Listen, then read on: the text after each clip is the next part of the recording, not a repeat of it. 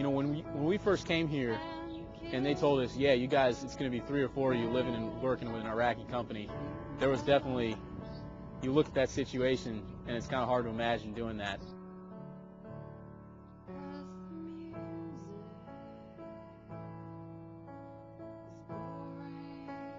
It's like any other unit. These guys are our brothers in arms. We're out here, we're sharing the same hardships, we're facing the same dangers, and you're doing everything together, so you do develop a level of trust with them.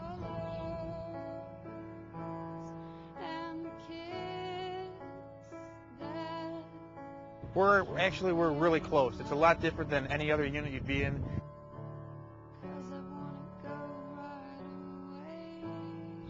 I feel we're imparting to them, you know, a lot of the military skills that we have. You know, Doc's teaching them first aid. Staff Sergeant Olson's working on them with things like patrolling, marksmanship. I'm talking to the platoon commanders and the company commanders, trying to get them in that mindset where they're going to be able to lead a platoon or company, you know, make decisions, manage their NCOs, and make things happen the way they're supposed to be happening.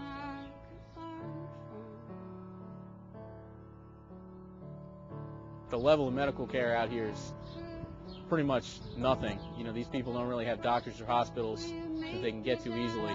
So for them, you know, having a Navy corpsman out here, that's really the best medical care a lot of them are ever going to see in a long time. So doing things like that, we can try to help get the civilian population on our side.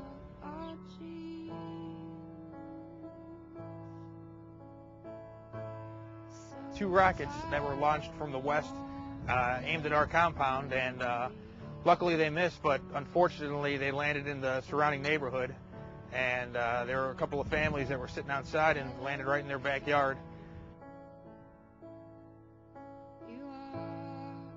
4 of them were ended up flown to Balad for further treatment, and they're all back and fine now, so it was we all did good. For them, I'm the only doctor that they've seen probably, you know, in their whole life. They trust me, I trust them, and they know that if anything happens, I'll be there for them.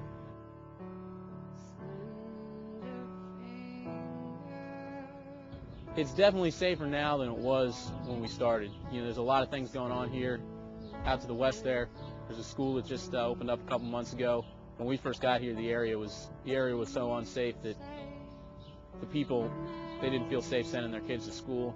Now they do, so that's definitely a measure of improvement. The local population is a little more friendly towards U.S. forces now. They come up and volunteer information, tell us things that can help us fight the insurgents. So progress is coming slowly, but there's definitely been measurable, observable progress during the time we've been here.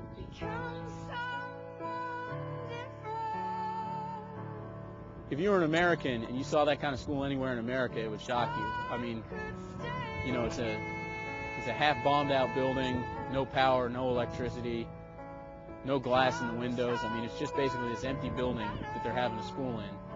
And to us, you know, we're kind of shocked to see that. But to the people who live out here, I mean, that's the best and the only school for, you know, 20 kilometers around in any direction.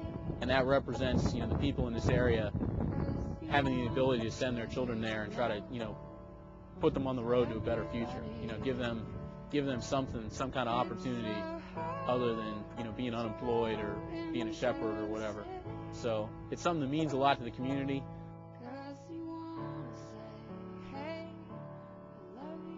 You know, the teachers who work there, they're not getting paid or anything. You know, most of the families around here are too poor to buy much in the way of school supplies. So they're kind of operating on a shoestring.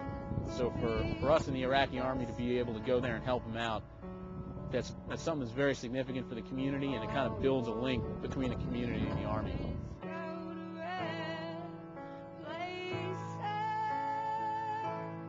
You really got to look at it in the very long term. You know, day to day, sometimes you might not see a whole lot of change. Sometimes you might even see, you know, sometimes there's going to be hiccups and stumbles.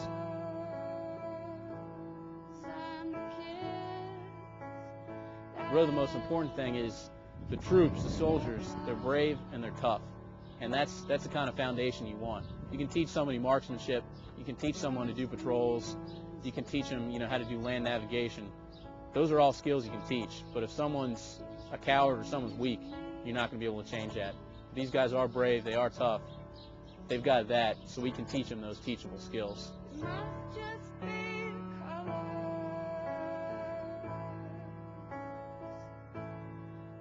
got to do is you got to take the long view, and you got to say, hey, all things considered, in general, are we doing better now than we were doing a month ago? And right now, the answer is yes.